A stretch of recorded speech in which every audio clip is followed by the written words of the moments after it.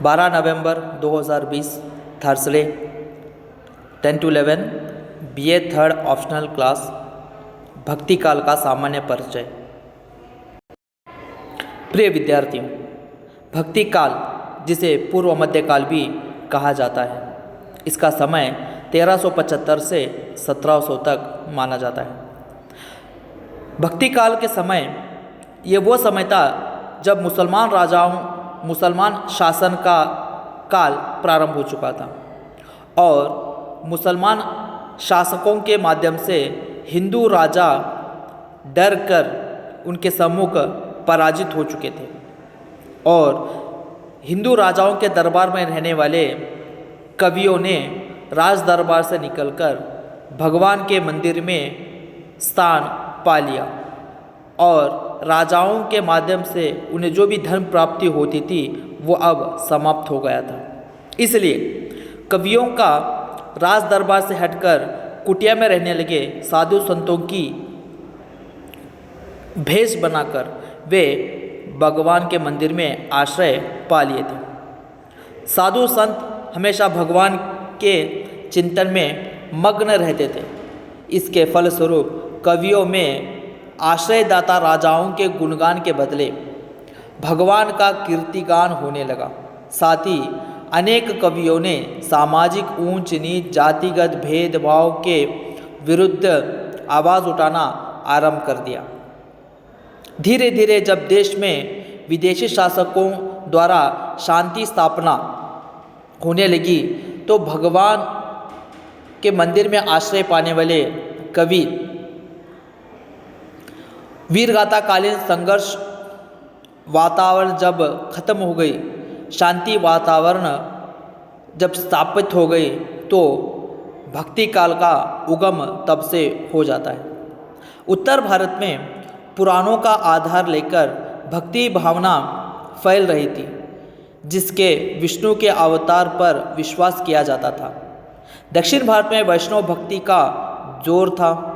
कुछ विद्वानों का कहना है कि भक्ति का उद्भव राजनीतिक अत्याचारों की प्रतिक्रिया यानी किसी विदेशी प्रभाव के कारण न होकर स्वाभाविक ही हुआ था, क्योंकि जितने भी राज दरबार के हिंदू राजा के राज दरबार के कवि थे वे धन प्राप्ति के लिए, स्वर्ण मुद्राओं के लिए राजा की झूठी गुणगान करने में व्यस्त रहते थे। उन्हें भगवान के गुणगान में समय नहीं मिलता था।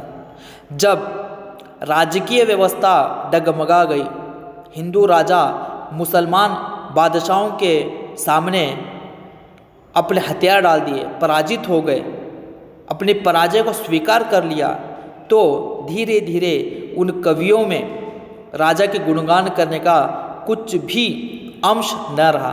तो वे राज दरबार से हटकर कुटिया में रहने लगे और भगवान के गुणगान में मग्न हो गए।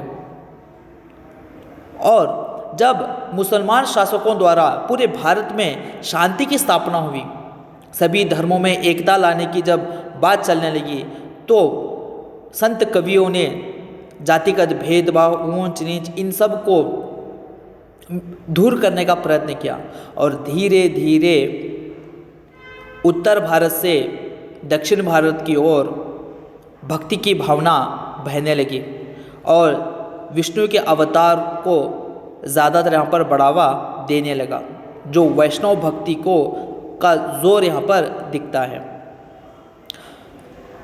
हिंदी साहित्य के भक्ति काल के पूर्व ही भक्ति की धारा प्रभावित हो रही थी। भक्ति की भावना न तो ईसाईयत की देन है और न ही राजनीति का परिणाम है। भक्ति का विकास स्वाभाविक है। विचारपूर्वक देखा जाए तो भक्ति का महत्व प्राचीन काल से ही सिद्ध होता है। वैदिक तथा उपनिषद साहित्य में भी भक्ति की महिमा का उल्लेख हुआ है। हिंदी साहित्य में 14वीं शताब्दी से लेकर 16वीं शताब्दी के मध्य भाग तक का समय भक्ति काल के नाम से प्रसिद्ध हुआ है। भाषा, कला, भाव सभी दृष्टि से देखा जाए तो भक्ति काल को कुछ विद्वान हिंदी साहित्य का स्वर्ण युग मानते हैं। तो भक्ति भावना, भक्ति काल का उद्भव ये किसी राजनीतिक दबाव से नहीं, ये स्वाभाविक रूप से भक्ति भावना का उद्भव हुआ है। क्योंकि जब प्रजा शासक के माध्यम से तंग आ गई थी, दिनों दिन खून खराबा, लड़ाई झगड़ा, युद्ध को देख देख कर तंग आ गई थी, बेजार आ गई थी, तो अपने मन की शांति के लिए उन्होंने भगवान के दरबार को, भगवान के मंदिर को अपना आश्रय बना लिया। जब तक वो राजा के दरबार में थे, राजा के गुणगान करने लगे।